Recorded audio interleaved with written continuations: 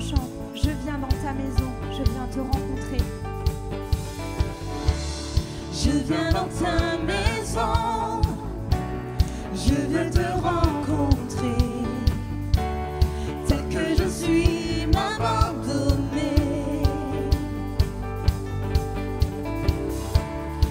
Alors que nous chantons, ton esprit me remplit. Mon âme est libérée.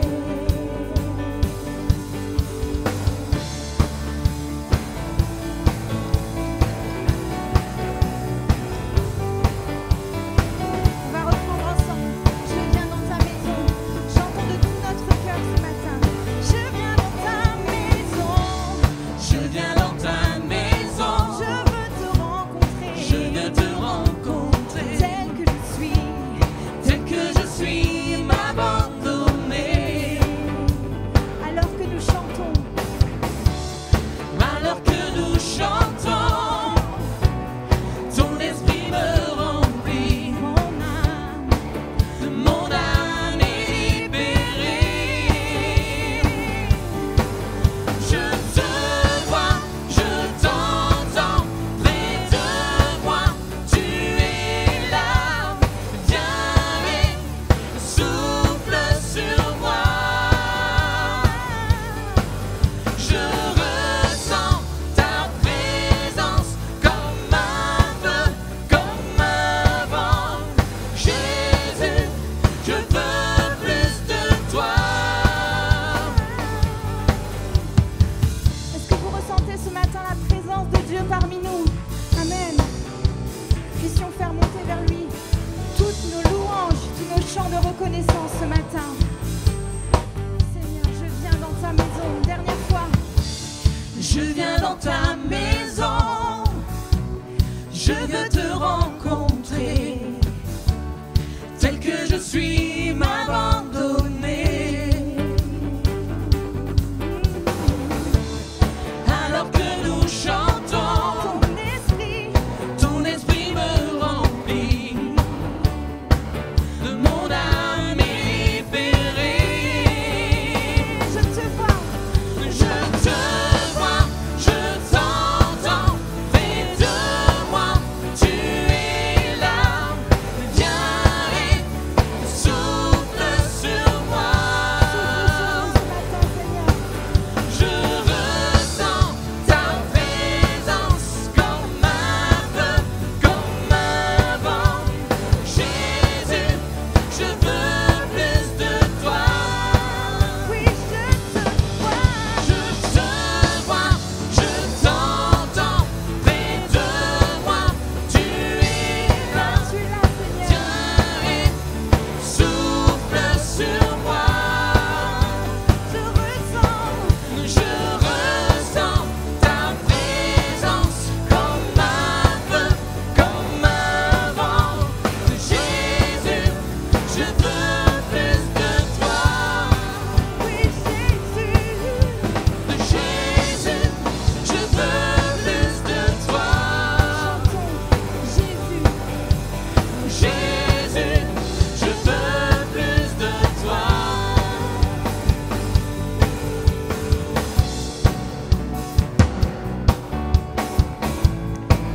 Je vous invite à chanter ce nouveau chant qui nous rappelle tout ce qu'est Dieu pour nous et combien il est là. Tu es grand. Tu es grand et admirable, tu es saint et véritable, éternel, incomparable, tu es là.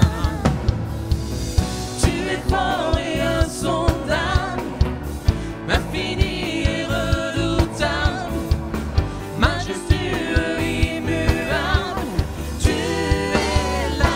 On va reprendre ensemble. Tu es grand. Tu es grand et admirable, tu es saint et véritable, éternel, incomparable, tu es là. Tu es fort et insondable, infini et redoutable, majestueux, immuable, tu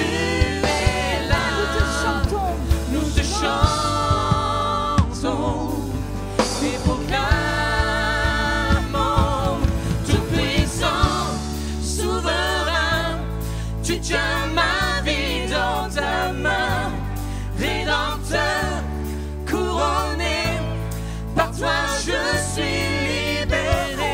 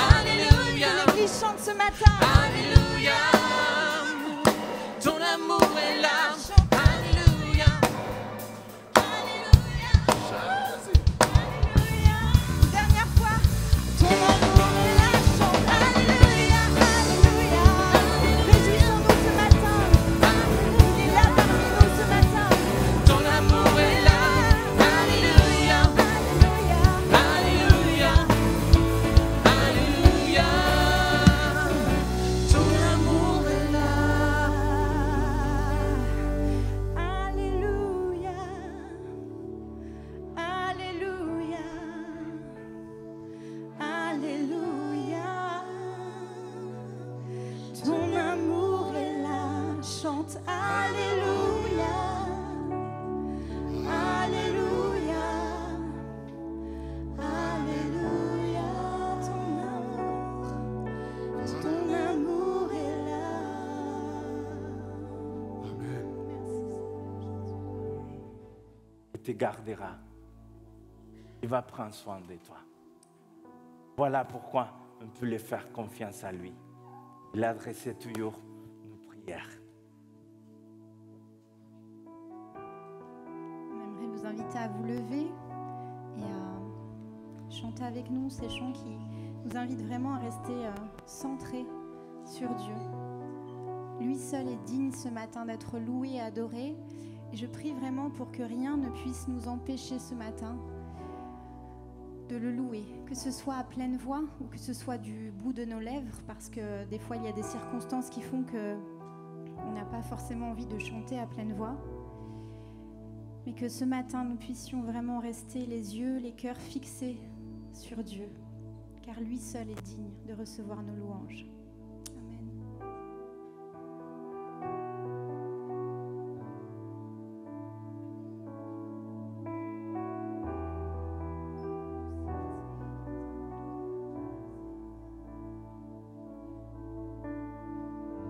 L'immensité de ta grandeur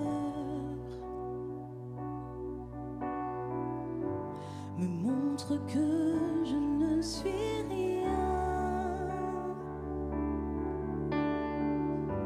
Mais quand tu façonnais la terre,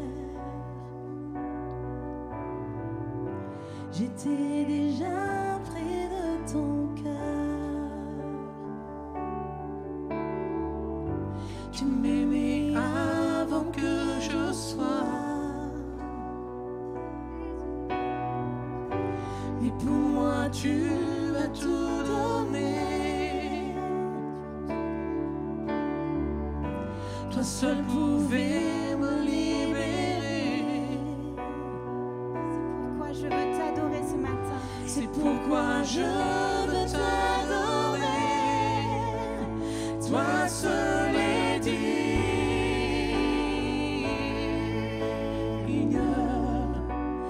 de recevoir louange et gloire pour l'éternité. Toi seul est digne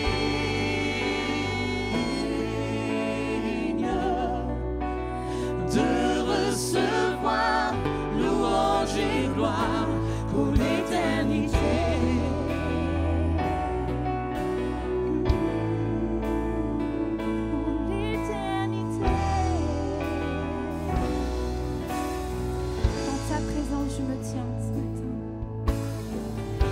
Dans ta présence, je me tiens, car tu as ce dont j'ai besoin. La joie, la vie et le bonheur sont dans tes parvis. Sont dans tes parvis, mon sauveur. Toi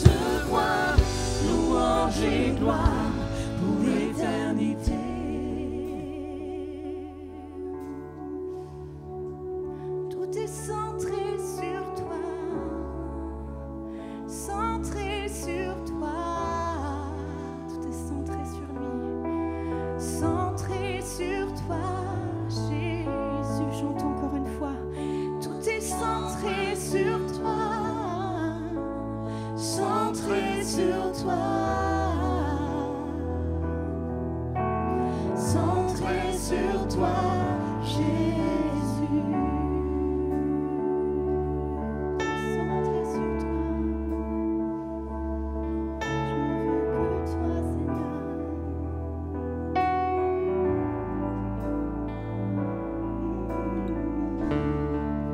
Le chant terminé, le rideau retombe, je viens simplement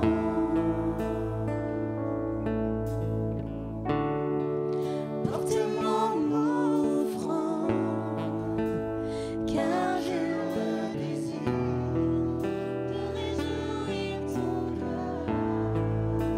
J'apporte plus qu'un beau chant. J'apporte plus qu'un beau chant. Chanter ne suffit pas. Chanter ne suffit pas pour répondre à ton appel. Je veux répondre à ton appel, Seigneur. Les apparences sont trompeuses. Seigneur, tu vois bien au-delà. Ô Dieu du sang de mon cœur, et je reviens au cœur de la louange. Tout est centré sur toi, centré sur toi. Et je renonce à tous mes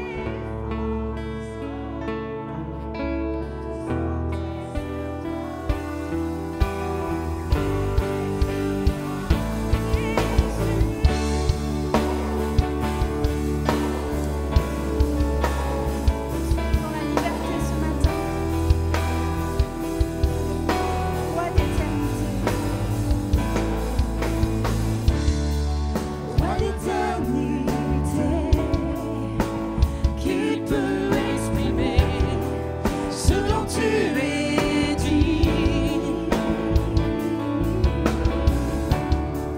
bien que faible et pauvre. Je te donne tout, prends toute ma vie.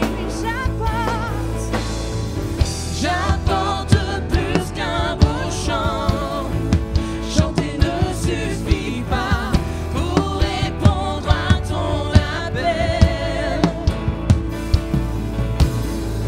Les apparences sont trompeuses. Seigneur, tu vois bien au-delà. Ô Dieu du sang de mon cœur, je reviens au cœur de la louange. Tout est centré sur toi, centré sur toi, Jésus. Oui, je renonce à tous mes faux semblants pour tout centrer sur toi. Centré sur toi, Jésus, je reviens au cœur de la louange. Tout est centré sur toi, centré sur toi, Jésus. Oui, je renonce à tous mes faux semblants pour tout centrer sur toi. Centré sur toi, Jésus. Je veux tout centrer sur toi, centré sur toi,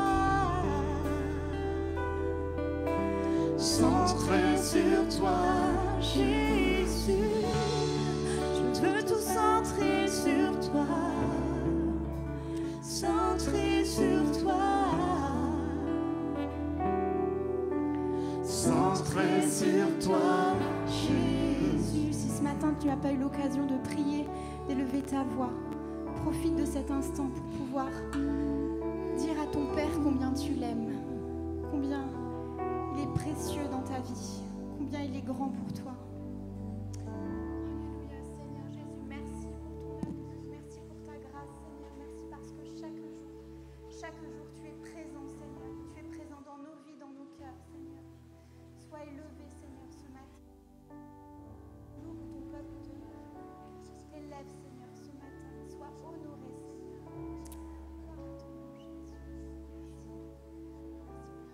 Gloire à toi, Père Céleste. Gloire à toi. Amen. C'est le moment pour entendre les conseils de la parole de Dieu. Je vais laisser la place à mon cher frère Cédric, qui va prêcher ce matin.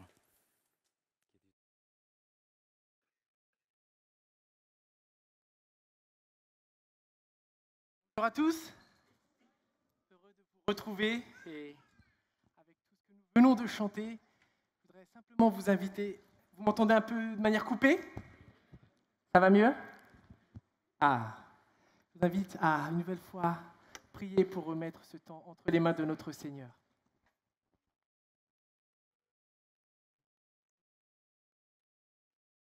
Notre Dieu, nous l'avons chanté ce matin. Tu es souverain, tu es grand, tu es tout-puissant. Merci pour ta bienveillance, Seigneur. Merci pour ton amour. Comme Évis nous l'a si bien rappelé, Seigneur. Ton amour est là. Tu ne changes pas, tu es fidèle. Merci, Seigneur, pour Jésus-Christ, qui est la lumière du monde, qui est le bon berger, qui a donné sa vie pour ses brebis. Seigneur, je prie que tu nous accordes ce matin encore la grâce d'entendre ta voix, de discerner dans tout le brouhaha de nos vies, dans toutes les circonstances que nous traversons, la vérité de ta parole. Qu'elle soit bienfaisante, qu'elle nous aide à mieux te connaître, à plus t'aimer et à nous rapprocher de toi. Dans ta grâce éternelle, utilise-moi et que ton Esprit Saint, par sa puissance, par sa présence au milieu de nous, nous transforme, nous façonne et nous dirige. Éclaire-nous. Éclaire-nous, Seigneur Jésus. Dans le nom de Jésus.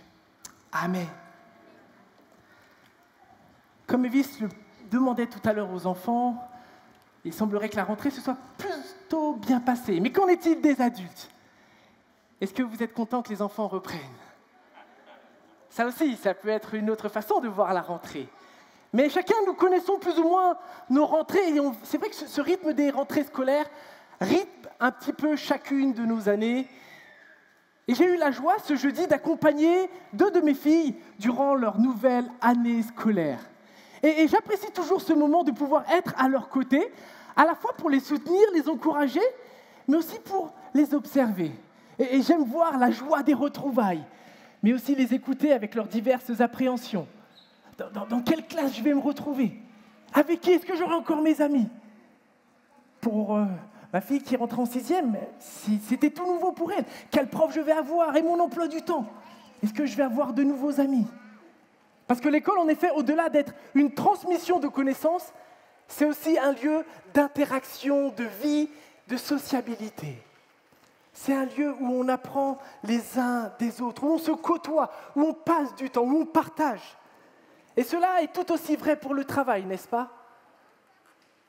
La reprise du travail, après des semaines de vacances, soyons honnêtes, n'est pas toujours facile. On a passé un temps en famille, de ressourcement, et même lorsqu'on aime ce que l'on fait, ce n'est pas toujours simple. Quand on entretient avec nos collègues de bonnes relations, la reprise, la transition est plutôt facilitée. Mais lorsque nous pensons à un travail qui nous attend avec des relations un peu tendues, stressantes, on y va à reculons, parfois même la boule au ventre. Je me rappelle, il y a quelques années, la fin des vacances, c'était synonyme de stress et d'angoisse. Parce que je pensais à une responsable que je devais retrouver qui... Comment la décrire? C'était pas très agréable. Mais je devais retourner malgré tout au travail. Et peut-être que c'est le cas pour vous. La reprise n'est pas simple. Les relations que nous entretenons, qu'elles soient amicales, familiales, professionnelles, elles nous influencent, que ce soit de manière positive ou négative.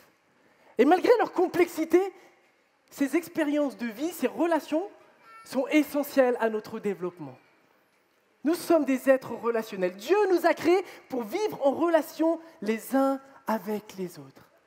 Et dans la parole de Dieu, dans le livre des Proverbes, le roi Salomon, dont Dieu avait donné une immense sagesse et qui a écrit une grande partie des Proverbes, a compilé justement un grand nombre de proverbes dont le but était clair.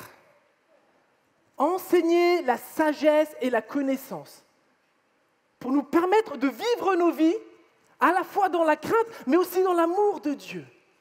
Le but de ce livre, était de à la fois transmettre cette sagesse, mais d'un point de vue pratique. Le livre des Proverbes doit nous amener à la fois à la réflexion, mais aussi à l'action. Et alors que dernièrement je relisais le livre des Proverbes, j'ai été interpellé notamment par un verset, le verset 17 du chapitre 27, que je voudrais qu'on puisse lire ce matin. Proverbes chapitre 27, verset 17.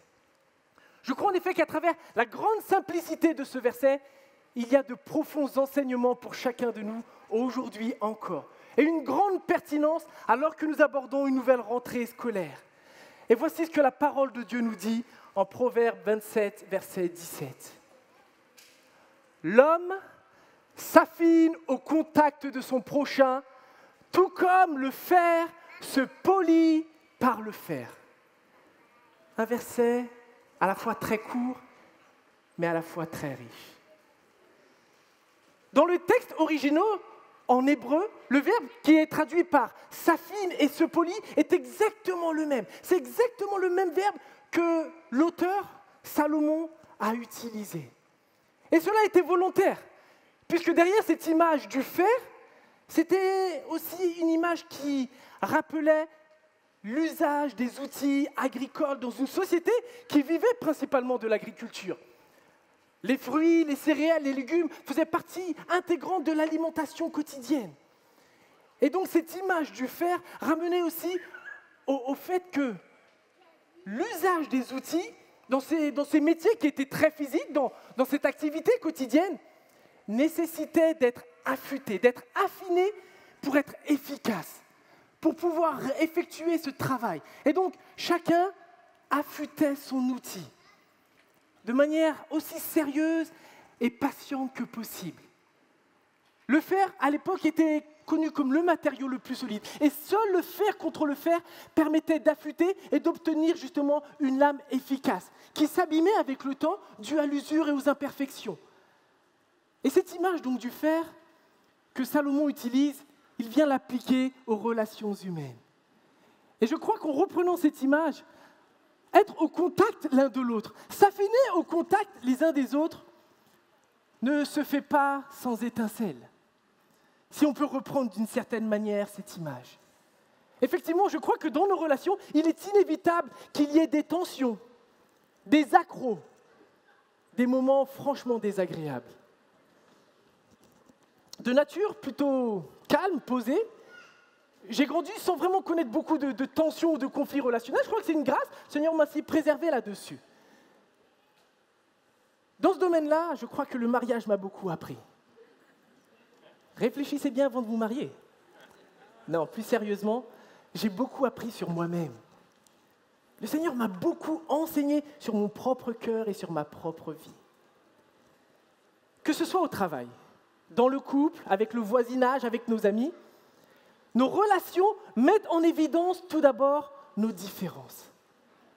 Nous sommes différents. Nous voyons nos différences de caractère. On peut être introverti ou extraverti.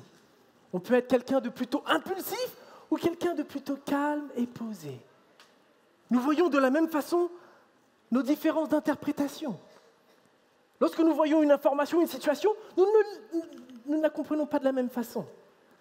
On peut se dire, bon, ben non, ça c'est rien, ce n'est pas grave. Et l'autre dit, mais comment tu peux dire que c'est pas grave ? Et ça peut mal tourner. Nous voyons nos différences de fonctionnement. Certains sont dans la planification, l'organisation, d'autres dans ce qu'on appelle la procrastination, le fait de remettre toujours au lendemain et d'attendre la dernière minute. Je me rappelle avoir vécu quelques projets d'école de manière assez stressante, où des personnes justement avaient tendance à bosser à la dernière minute, et je me dis, on ne va jamais s'en sortir. Et ça travaillait mon caractère de la même façon. Et parfois, en effet, il ne finissait pas le travail. Mais ça, c'est un autre sujet. Vivre les uns avec les autres met en évidence nos différences culturelles.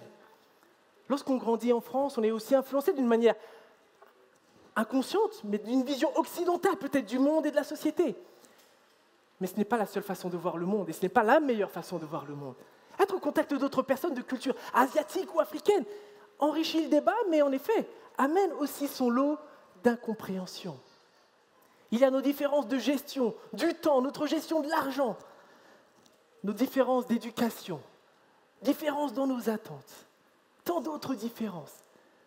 Mais toutes ces différences ne sont pas toujours bien vécues et elles apportent leur lot de frustration et d'incompréhension.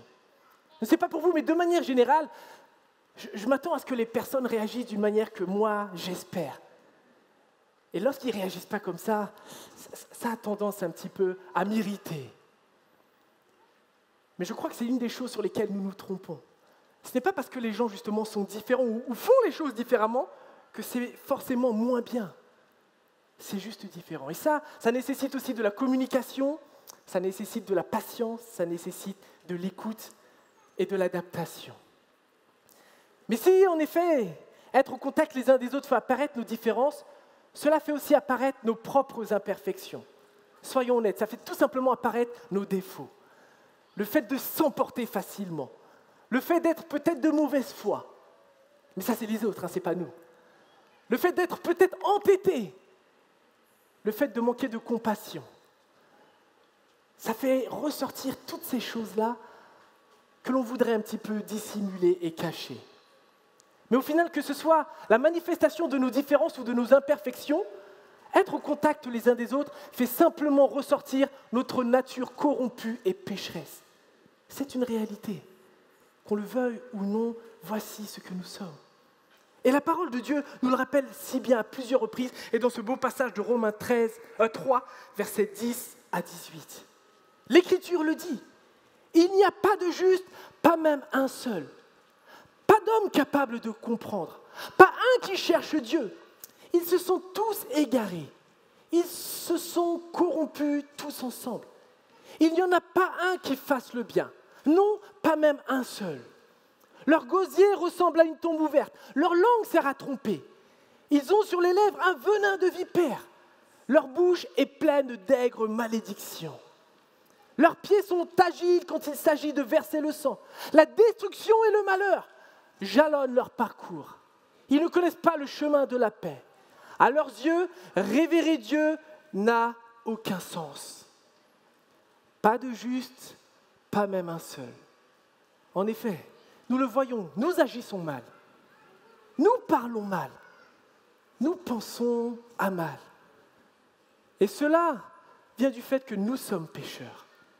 Et l'une de ces conséquences principales, c'est que nous sommes par nature séparés de Dieu. Et le passage nous le rappelle si bien, on ne veut rien avoir à faire avec Dieu. Et cela affecte littéralement nos relations les uns avec les autres. Cela nous affecte dans nos relations. Il est évident que s'affiner au contact les uns des autres n'est pas toujours facile et agréable. Et parfois, on voudrait éviter cela. Et lorsqu'une situation parfois un peu tendue se présente, on veut faire un peu la politique de l'autruche. On met la tête dans un trou et on espère que lorsqu'on va la sortir, ça aura disparu. Mais ça ne résout rien. Les problèmes souvent nous attendent, ils sont là. Et le temps ne résout rien si on veut juste détourner le regard. Même si cela peut nous paraître surprenant, il y a des bienfaits positifs à ces étincelles.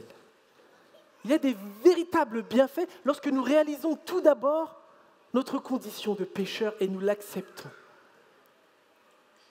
Lorsque nous réalisons que nous avons besoin de changer et en même temps nous réalisons notre incapacité à le faire. Mais la bonne nouvelle, c'est qu'en Jésus-Christ, parce qu'il est venu accomplir à la croix, par sa mort à la croix et sa résurrection, non seulement il veut, mais il peut nous transformer. Jésus-Christ a la capacité de nous changer. Par sa grâce, Dieu a envoyé son Fils pour que par le moyen de la foi en Jésus-Christ seul, nos péchés nous soient pardonnés.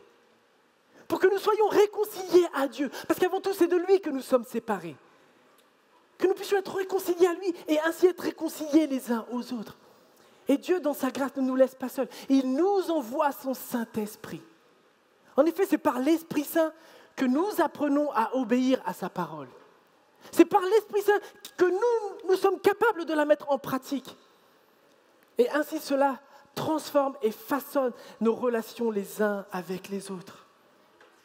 À l'époque, si l'usage du fer avait de grands avantages au niveau agricole, cela avait été aussi pour de nombreuses puissances un avantage militaire. Mais si d'un côté, l'un permet de nourrir, de l'autre côté, l'autre détruit. Le fait de s'affiner les uns au contact des autres n'a pas pour but la destruction, mais la vie. S'affiner au contact l'un des autres n'a pas pour but la destruction, mais la vie. Nous pouvons si facilement, par nos paroles, par nos actes, littéralement tuer des relations. Et parfois même, par extension, littéralement, si je peux dire, tuer des personnes dans leur santé morale, physique, spirituelle, en les abaissant, en les rabaissant, en les insultant, en les méprisant. Le but de s'affiner les uns au contact des autres, c'est de faire le bien aux autres. Et en même temps de prendre conscience qu'à titre individuel, nous avons besoin des autres. Nous avons ce besoin réciproque.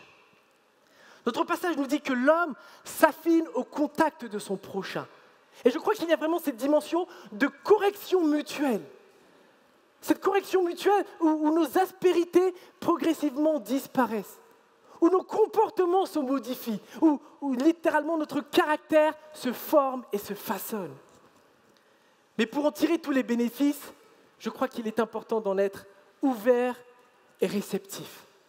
Si on pense qu'on est parfait, qu'on n'a pas besoin de changer, que le problème de toute façon c'est les autres, nous passons à côté de l'essentiel. Nous passons à côté d'une vérité essentielle pour nos propres vies. Moi, je réalise combien le Seigneur a utilisé ma femme à plusieurs reprises, et l'utilise encore aujourd'hui, pour mon humilité, pour mon hospitalité. De la même façon, mes expériences professionnelles m'ont grandement aidé à développer de l'écoute, de la compassion, mais aussi à pouvoir m'affirmer, à fixer des limites lorsque le patron veut chercher à exploiter. Je réalise et je remercie le Seigneur combien les relations avec les frères et sœurs en Christ contribuent à ma piété et à mon intégrité. Et je pourrais parler de l'influence que mes parents, mon frère, ma sœur ou d'autres amis ont pu avoir dans ma propre vie. Et je réalise que même si par la grâce de Dieu, j'ai fait quelques progrès, j'ai encore tant de choses à apprendre. Tant de choses à apprendre. Je crois que c'est ce qu'il faut prendre conscience, c'est que nous sommes tous dans un processus continu. C'est-à-dire qu'il va continuer tout au long de notre vie. Dans un processus de transformation quotidien et permanent. Cela ne prendra pas de fin tant que nous serons sur terre. Nous devons apprendre sans cesse. Et nous devons rester dans cette attitude d'être enseignables. Être enseigné. On peut apprendre de tous. Et cela à tout âge. Je me rappelle, il y a... ça fait un peu plus d'1 an maintenant. Nous étions à table avec la famille et puis nous discutions de notre jardin. Je ne sais plus comment la conversation est arrivée sur le jardin. Et ma dernière, qui à l'époque où nous avons emménagé n'était pas née, découvrait qu'à l'époque nous avions un pommier qu'on avait fait déraciner parce qu'il était mal positionné. On avait fait appel à un ami ou un voisin de mes parents qui était spécialiste dans les espaces verts. Et donc il était venu le retirer et ça nous avait grandement aidés. Et alors qu'on racontait un petit peu cette histoire, elle m'a posé une question qui m'a vraiment surpris et interpellé. Elle n'a pas demandé est-ce que les pommes étaient bonnes, est-ce qu'elles étaient vertes, jaunes, rouges. Elle m'a demandé est-ce qu'il connaissait Dieu ? Non, je ne pense pas. Elle m'a donc demandé est-ce que vous lui avez parlé de Jésus ? Là, silence quelques instants. Je commençais à réfléchir et à essayer de trouver une excuse valable, à me justifier. Et ma femme m'a devancé, a répondu simplement non. Et donc je l'ai regardée et j'ai dit, nous aurions dû le faire. Ma fille de 6 ans à l'époque venait de me donner une grande leçon. Elle m'a rappelé l'urgence et l'importance de l'évangélisation. Un voisin de mes parents que je connaissais, que je côtoyais, à qui je n'avais jamais parlé de Jésus-Christ. Nous pouvons être enseignés par tous et à tout âge. En tant que père, je cherche de mon côté à transmettre à mes enfants des valeurs, à leur faire aimer le Seigneur, pour qu'à leur tour elles deviennent des femmes qui le serviront, qui vraiment chercheront la gloire du Seigneur dans toute leur vie. Et elles, à leur niveau, par leurs expériences, parce qu'elles vivent, m'enseignent aussi à leur tour. Et je crois que c'est ce même principe que l'on retrouve dans toutes nos relations. C'est pour ça, moi, à mon niveau, j'aime beaucoup passer du temps Ça peut être avec des jeunes dans la foi, des gens qui sont en recherche, des gens d'autres confessions, avec des personnes plus âgées, plus matures que moi, pour être enseignés. Ce principe de réciprocité est vrai dans toutes nos relations. Nous pouvons apprendre des autres. Et si nous croyons que les autres ne peuvent rien nous apprendre, c'est simplement de l'orgueil. C'est penser que moi, j'ai besoin de personne. Moi, je sais tout. Moi, je peux donner, mais les autres, ils ne peuvent rien m'apporter. Et au contraire, si on pense que l'on ne peut rien apporter aux autres, ça, c'est du dénigrement. On pense qu'on n'est pas à la hauteur, qu'on n'a rien à apporter. Mais c'est faux. C'est peut-être des choses qu'on vous a dit. Tu ne vaux rien. De toute façon, tu n'accompliras jamais rien de ta vie. De toute façon, tu es bête. C'est faux. Lorsqu'on regarde à la croix, on réalise notre valeur. Dieu a envoyé son Fils unique pour nous racheter. Ce qu'il avait de plus précieux. Imaginez le caractère précieux de Jésus-Christ. Nous fait prendre conscience de la valeur que nous avons aux yeux de Dieu.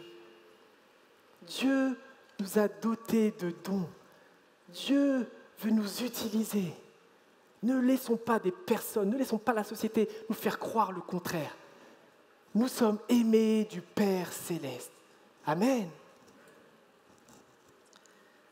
Je crois que l'un des plus grands bénéfices relationnels que nous tirons en tant que chrétiens au contact des autres, c'est que cela nous permet de développer le fruit de l'esprit.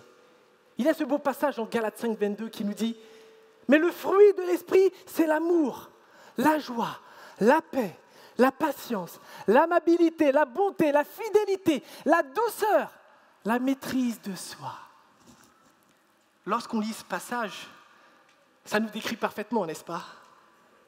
C'est ce que je suis, non? C'est tout moi, ça.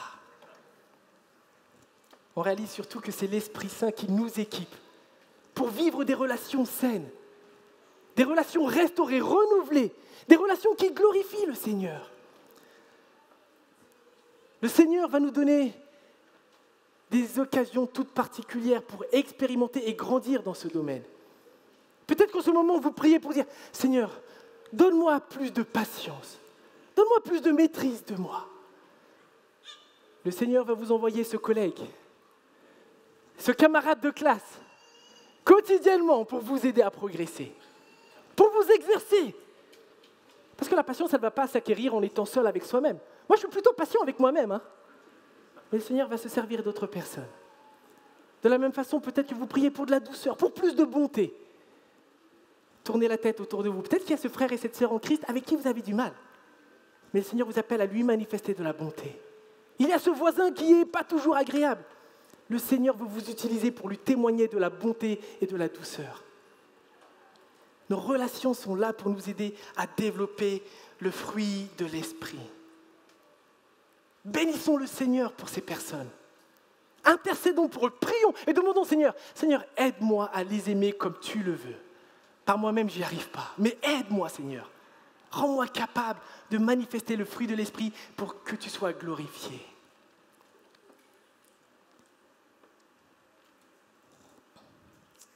Je crois vraiment que ce soit dans le célibat, dans la parentalité, dans les relations professionnelles, Dieu veut se servir au final de toutes ces relations pour notre sainteté.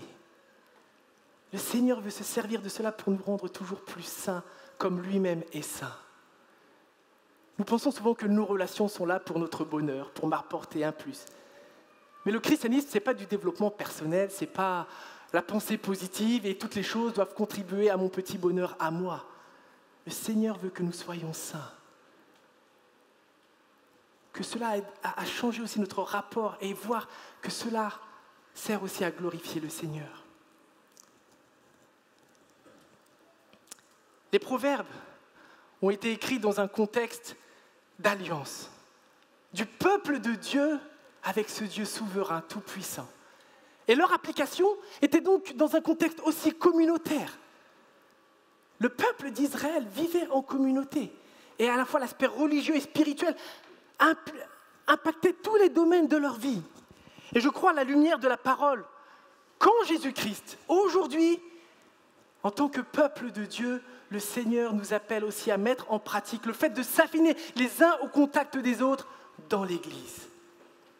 Je crois que l'Église est aussi un véritable moyen de formation et d'édification. Le Seigneur nous appelle à entretenir ces relations les uns avec les autres.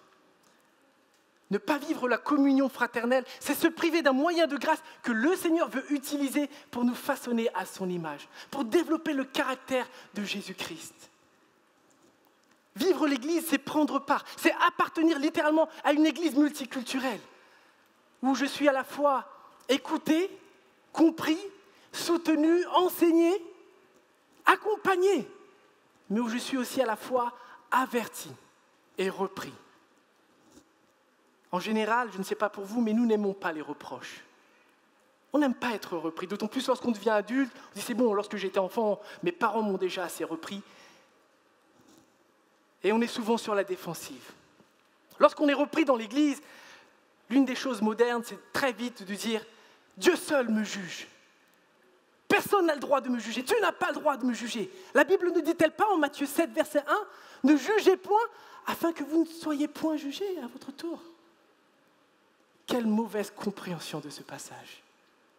Quelle mauvaise interprétation moderne que l'on fait de cette notion de juger. Il faudrait un message entier. Je ne pourrais pas le faire juste là ce matin, sinon ce serait passé à côté de toute la profondeur de cela. À la lumière de toute la parole, qu'est-ce que cela veut dire réellement juger ? Pensez-y quelques instants. Quelles sont les personnes qui ont eu le plus d'influence positive dans vos vies ? Quelles sont les personnes aujourd'hui même les plus importantes ? Est-ce que ce sont des personnes qui acquiescent et qui sont d'accord sans cesse avec tout ce que vous faites ? Dans toutes vos décisions, oui, c'est très bien ce que tu fais. Dans tout ce que tu dis, c'est parfait, oh, waouh. N'est-ce pas au contraire des personnes qui, justement par amour, ont eu le courage de nous dire « Arrête de faire ça, c'est n'importe quoi ». Des personnes qui nous ont repris, des personnes qui étaient en désaccord avec nous. Non pas parce qu'elles ne nous aimaient pas, mais justement parce qu'elles nous aimaient. C'est cette réalité, mes amis. Salomon va rappeler cette vérité quelques versets plus tôt.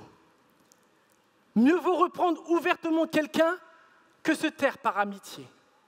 Un ami qui vous blesse vous prouve par là sa fidélité. Mais un ennemi multiplie les embrassades. Nous ne sommes pas là pour multiplier les embrassades.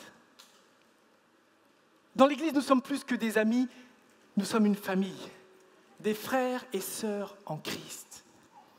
Et je crois qu'il est impossible de vivre cette fidélité, cette franchise, cette transparence, sans d'une certaine manière juger les paroles et les attitudes les uns des autres. Si je vois un frère ou une sœur en Christ qui est dans une situation qui déshonore le Christ, qui est contraire à sa parole, qui n'est pas bonne pour elle, je veux vraiment prier pour que le Seigneur me conduise pour pouvoir la reprendre avec amour et humilité. Avec humilité parce que je suis moi-même conscient des propres péchés que peuvent habiter mon cœur. Et lorsque je le fais, ce n'est pas pour montrer ma perfection morale, ma supériorité, mais pour être fidèle à la parole de Dieu. De la même façon, en tant que pasteur et membre de l'église de Ponto, je m'attends à ce que si je dérive, que des frères et sœurs auront le courage et l'amour pour me reprendre selon la parole de Dieu. Nous avons besoin, c'est la responsabilité de chaque membre de prendre soin et de veiller les uns sur les autres. Arrêtons de dire « Dieu seul me juge ». Imaginez un instant si je me mets à voler des voitures et en faire le trafic et que personne n'ose me dire quelque chose. Je douterais foncièrement de votre amour pour moi. Mais si vous venez me reprendre et que là je m'offusque en disant « Mais de quel droit tu me juges ?» Ce ne serait pas faire preuve d'une forme d'immaturité et avoir un caractère insensé. Alors oui, cet exemple semble un peu extrême, mais on fait la même chose sur plein d'autres domaines.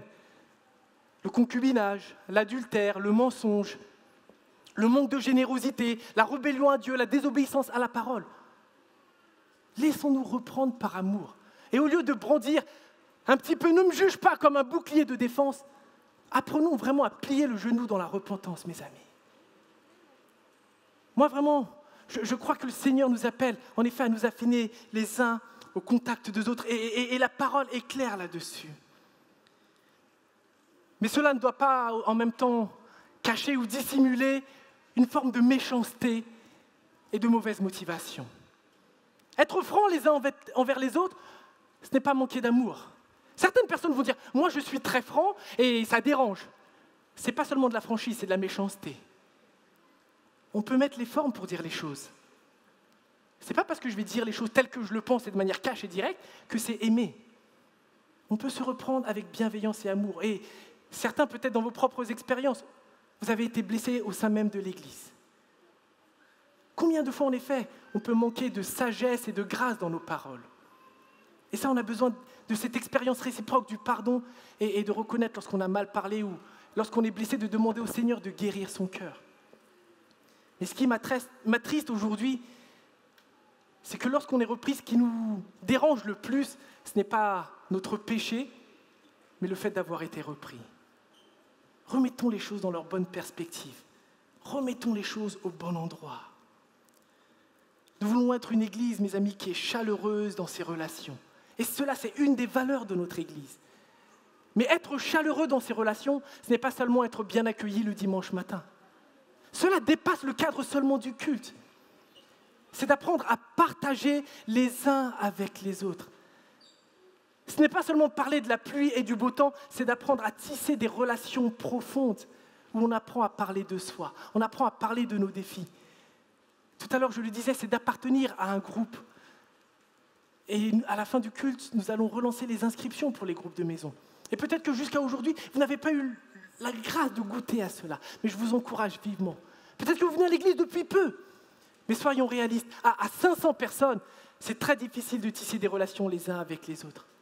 Mais dans un petit groupe, c'est l'occasion de prier les uns pour les autres, d'apprendre à connaître d'autres personnes, à se soutenir mutuellement, à grandir ensemble. Car c'est ça l'église, c'est cette communauté de croyants qui vit des relations profondes et intimes, qui loue son Seigneur ensemble le dimanche matin, qui lit la parole de Dieu ensemble, qui sert le Seigneur ensemble, en étant conscient qu'en effet, passer du temps les uns avec les autres, comme je le disais tout à l'heure, ce sera inévitable qu'il y ait des étincelles. Mais lorsque celles-ci sont vécues dans la bienveillance, avec l'expérimentation du pardon, de la grâce, cela contribue à l'édification du corps du Christ. L'Église, mes amis, est un don précieux. L'Église est le projet de Dieu voulu pour son peuple, pour le glorifier, pour l'honorer.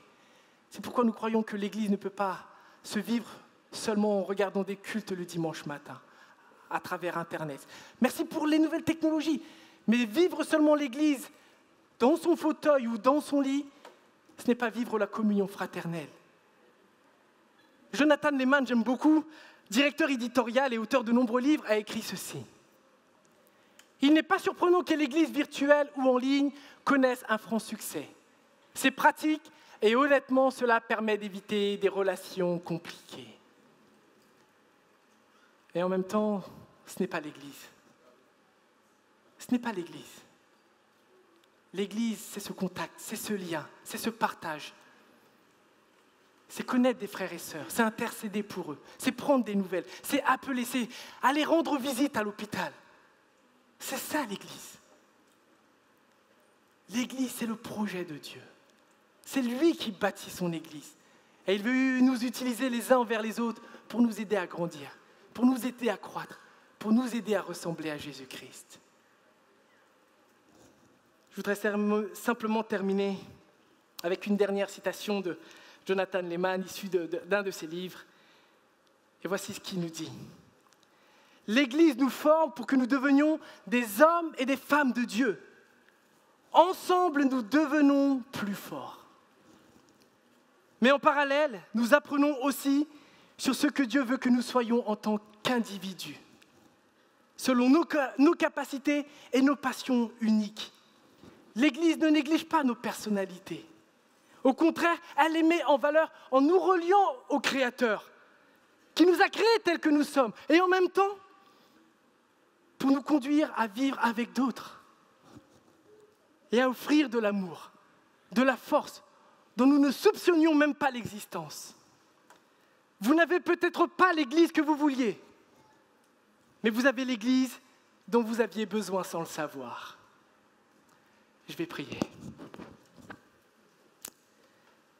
Éternel notre Dieu, tu es ce Dieu créateur qui nous a créés tels que nous sommes. Hommes, femmes, dans nos différences, Seigneur. Et en même temps, Seigneur, lorsque nous voyons la façon de vivre nos relations, nous sommes conscients, Seigneur, que nous sommes si imparfaits, que nous sommes pécheurs, Seigneur, et que nous avons infiniment besoin de toi. Besoin de toi pour le pardon de nos péchés, mais aussi besoin de toi pour nous transformer, Seigneur. Et ainsi vivre les uns avec les autres dans des relations qui édifient, qui grandissent, Seigneur. Éternel, mon Dieu, tu sais combien, Seigneur, nous avons pu, à titre individuel, être blessés dans nos relations. Et je prie que si ce matin, Seigneur, des personnes vivent dans des relations peut-être malsaines, de domination, d'exploitation, qu'ils puissent trouver, Seigneur, le courage de venir en parler, d'être soutenus, de pouvoir sortir de ces relations malsaines. Éternel, aide-nous en tant que chrétiens à entretenir des relations de paix, Seigneur. À être dans une attitude d'humilité, à apprendre des autres, à être enseignés, Seigneur, mais surtout à dépendre du Saint-Esprit. Seigneur, nous ne voulons pas compter sur nos propres forces, Seigneur, mais nous voulons compter sur toi. Et en même temps faire tous nos efforts pour vivre des relations qui t'honorent. Aide-nous à le vivre ici même, dans la famille, dans le corps du Christ qui est l'Église, Seigneur. Et je prie, Seigneur, que nous soyons cette Église chaleureuse dans nos relations. Aide-nous à le manifester à l'extérieur, dans nos familles, au travail, dans notre voisinage, Seigneur, à répandre le parfum du Christ. Façonne notre caractère. Transforme-nous. Aide-nous à ôter de nos vies tout ce qui ne t'honore pas. Aide-nous à vivre, Seigneur, la différence dans sa richesse. Et sois honoré et glorifié dans tout ce que tu feras durant cette nouvelle année scolaire, dans nos vies et dans ton Église ici même à Ponto. Ô Père, nous avons besoin de toi.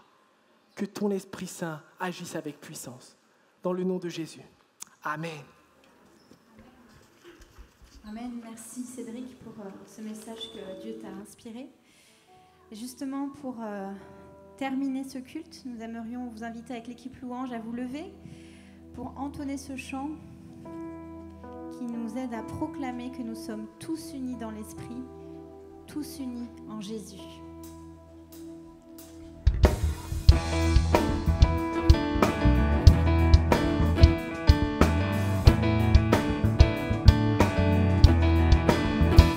Tous unis en esprit, tous unis en Jésus, tous unis dans l'esprit, tous unis en Jésus.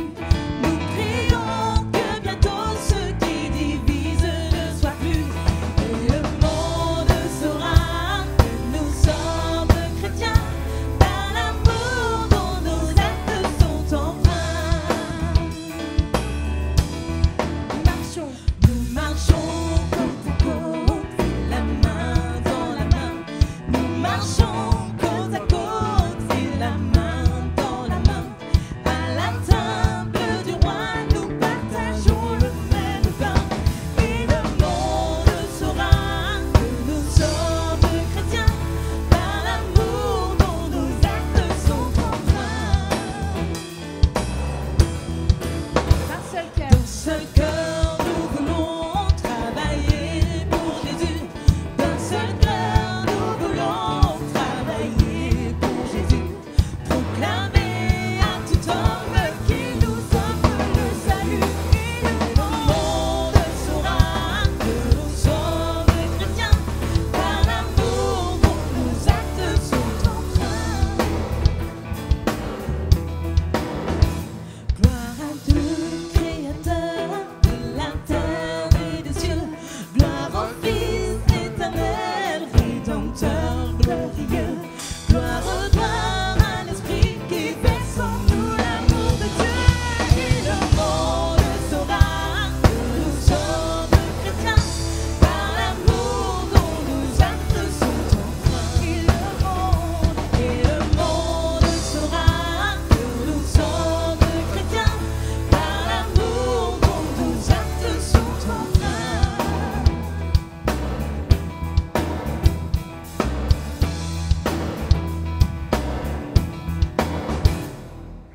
Amen.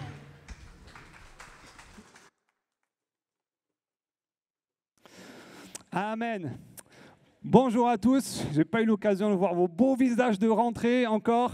Vous avez mis vos plus belles tenues, certains sont venus avec leur nouveau cartable, leur nouvelle trousse, parce qu'aujourd'hui c'est notre culte de rentrée. Alors, vous doutez que quand on fait la rentrée, il y a beaucoup d'annonces parce qu'il y a plein de choses qui redémarrent, des choses qu'il faut vous communiquer. Donc, sortez vos agendas, vos calepins, prenez des notes sur vos smartphones pour ne rien rater. Alors, qui dit rentrée, dit reprise des bonnes habitudes. Quand on vient ici à l'église, on est obligé de se garer. Donc, soyez courtois avec vos amis, vos frères et sœurs, l'équipe Sono qui fait tout ce qu'il faut. Garez-vous au bon endroit, on reprend les bonnes habitudes. Il y avait un peu moins de monde avant parce qu'on faisait 2 cultes, mais maintenant on est revenu à un culte. Donc, vous voyez, on est très nombreux. Donc les gestes barrières, je vous les rappelle, on garde le masque et on se lave les mains à l'entrée. Ça, c'est impératif. Pour l'instant, pas besoin de passe sanitaire pour venir à l'église. Autre info pour la rentrée, c'est les inscriptions, notamment pour Kidsland, pour tous vos enfants entre 3 et 14 ans. L'équipe vous a réservé un super formulaire à ma gauche là-bas. Ils ont 2 tables. Donc, si vous avez des enfants entre 2 et 14, il faut absolument aller les inscrire. Donc, si vous sortez par là-bas, quand vous sortez par là-bas, dirigez-vous à la table et remplissez un formulaire. Même si vos enfants sont là depuis 14 ans, vous devez quand même les inscrire pour cette nouvelle année. Autre inscription qui concerne cette fois les groupes de maison. Si vous êtes nouveau dans notre église, vous devez savoir que l'église n'est pas seulement le dimanche matin. Ce n'est pas seulement ce qu'on vit ici, mais nous croyons que l'église, c'est aussi dans notre vie quotidienne tous les jours. Et pour cela, nous avons les groupes de maison. On a une vingtaine de groupes de maison en tout qui se réunissent un peu partout, à Ponto, à l'est, à l'ouest. Et aussi, il y a des nouveautés cette année. Alors, sur votre feuille, sur votre siège, normalement, vous avez reçu un de ces papiers. Si vous n'en avez pas, il y en a à la sortie là-bas, vous pourrez en récupérer. Alors, qu'est-ce que c'est que ce papier? On voudrait vraiment vous encourager à vous inscrire dans un groupe de maison si vous ne l'êtes pas déjà. Pour cela, voici comment il faut faire. Vous avez cette petite feuille, sur le recto, vous avez toute la partie signalétique où vous devez remplir vos coordonnées, votre nom, prénom, vos emails, votre adresse et votre téléphone, etc.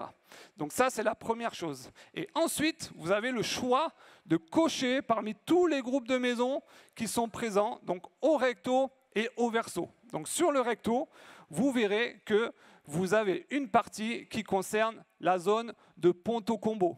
Donc si vous habitez dans cette zone, vous avez la possibilité de rejoindre tous ces groupes. Donc vous voyez, ça commence le mardi avec Femina, un groupe exclusivement pour mesdames. D'autres groupes le mardi, le mercredi, le jeudi et le vendredi. Donc tous les jours de la semaine, vous avez la possibilité de vous inscrire. Une petite spécificité et nouveauté cette année, c'est que nous avons un groupe de maison, vous voyez, le jeudi à 20h30, spécial pour les jeunes adultes. Donc, si vous avez entre 20 et 25 ans, vous pouvez vous inscrire à ce groupe. C'est nos super Liliane et Ketia qui vont animer ce groupe et on vous remercie les filles. On est trop contents. Autre possibilité, si vous habitez du côté est, de l'autre côté, vers Roissy, Tournant, Gretz, etc., vous avez la possibilité de vous inscrire dans ces groupes. Le mercredi à Roissy, le jeudi aussi, à Brie-Contre-Aubert, vous avez un groupe le jeudi, le vendredi à Tournant et à Coulommiers aussi le vendredi. Oui, l'église de Ponto va jusqu'à Coulommiers, jusque là-bas. Représente les, comment on dit les habitants de Coulommiers? Les Columériens. Ok, moi j'étais parti sur Coulomiste ou un truc comme ça. Columérien.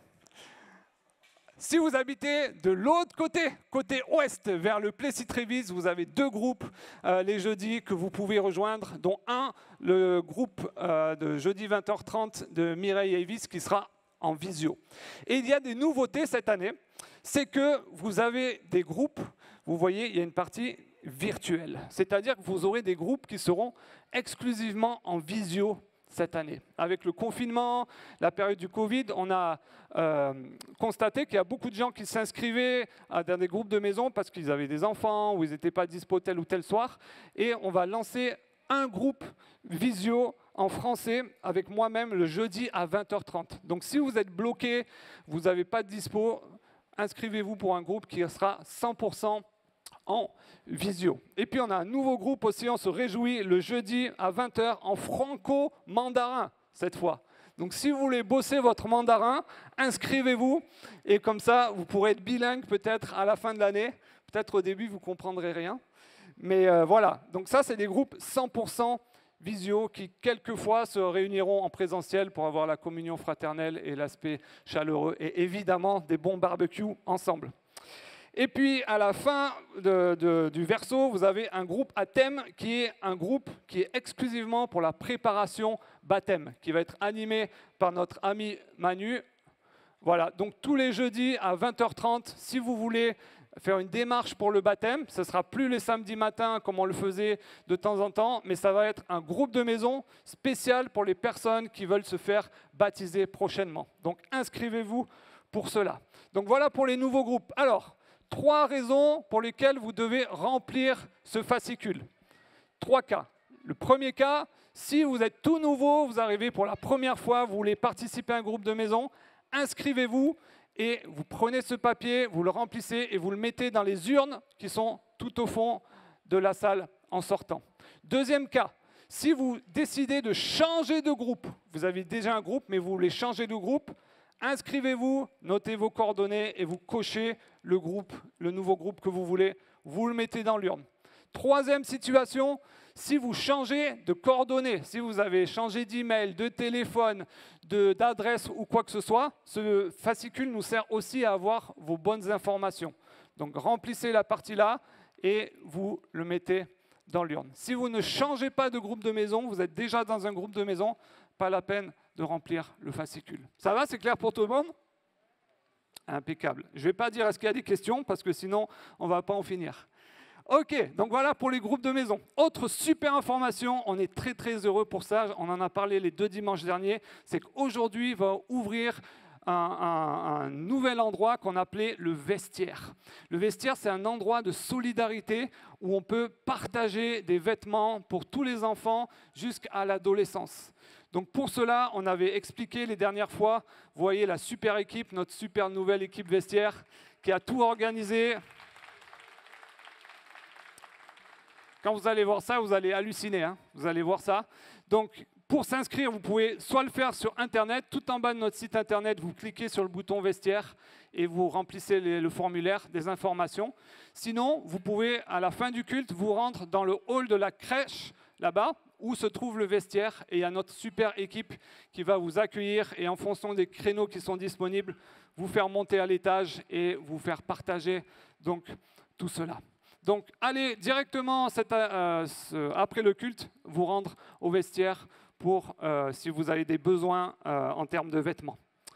Autre information, c'est que là, on se projette vers l'avenir. Dans notre mois de septembre, dimanche prochain, on aura notre culte qu'on appelle Vision. Alors, ce n'est pas un truc qui fait flipper où on aura des visions et tout. C'est juste pour transmettre la vision de cette année, de transmettre le mot d'ordre et ce que nous voulons vivre cette année ensemble en tant qu'Église. Donc, soyez présents dimanche prochain. C'est un moment important qu'on veut vivre tous ensemble en Église. Et on aura l'occasion de prier ensemble aussi pour cette vision, pour cette année, lors de notre semaine de jeûne et prière. On fait ça chaque année dans notre Église et c'est toujours un grand moment de bénédiction, de communion fraternelle pour pouvoir prier ensemble. Et ça aura lieu du lundi 13 au vendredi 17, tous les jours à 20h. Il y aura des petites spécificités dont on vous fera part la semaine prochaine dans notre culte vision, mais notez bien déjà toutes ces informations. Vous êtes toujours avec moi? Ouais, je vois qu'il y en a qui notent, ça c'est bien. Vous notez aussi notre assemblée générale. Vous savez qu'avec le Covid, on a dû la décaler, elle devait avoir lieu au mois de mai l'année dernière, mais elle aura lieu à la fin du mois, donc le dimanche 26. Donc notez-le bien, tous les membres spécialement de notre Église, c'est un moment clé où on partage les futurs projets, où on vote pour certains aspects, on présente le budget, etc. Donc dimanche 26 à 15h30, notez cette information. J'ai 2 annonces et ces 2 dernières annonces vont vous réjouir, croyez-moi, donc restez bien accrochés. On a lancé une nouvelle équipe cette année de réseaux sociaux. Et si vous ne l'avez pas encore fait, je vous invite à sortir votre smartphone, à taper « Église, une famille qui grandit » et vous pourrez vous abonner soit au compte YouTube de notre Église, vous pouvez voir plein de vidéos, les vidéos de nos cultes, etc. Notre page Facebook aussi, vous pouvez vous abonner, voir toutes les informations dans la semaine que vous recevrez. Et on a aussi un compte Instagram, Église, une famille qui grandit. Donc pensez à vous abonner, comme ça vous aurez toutes les informations, des photos, des vidéos, des contenus régulièrement dans la semaine et tout au long de l'année. Et puis la dernière annonce, la photo va vous plaire. Wow! J'avais écrit dans le mailing du Ponto Hebdo mardi dernier, on va avoir un temps sous un soleil radieux. Désolé Chris, je ne suis pas aussi bon que toi en termes de roulage de air, mais je vais bosser mon radieux. Et il fait super beau aujourd'hui. Donc l'occasion pour ce culte de rentrée de partager un apéritif ensemble à l'extérieur, sur le parking. Il y a notre super équipe convivialité qui a préparé plein de choses, du sucré, du salé, pour les enfants, des boissons, du café, du thé. Donc prenez du temps à la fin du culte, en sortant, de partager ensemble, de discuter ensemble, d'avoir un moment de convivialité. On est content d'enfin pouvoir avoir un temps convivial ensemble. La règle sanitaire, c'est de bien garder les masques, sauf quand vous mangez ou vous buvez votre thé. Sinon, vous allez avoir des gros dégâts sur votre t-shirt. Donc, gardez bien vos masques pour discuter, pour parler ensemble. Et pour manger, vous pouvez baisser votre masque et manger. Voilà, c'est tout pour les annonces, les amis. J'espère que vous avez apprécié ce dimanche avec nous. Et on se retrouve dehors, à l'extérieur, pour un grand temps de convivialité.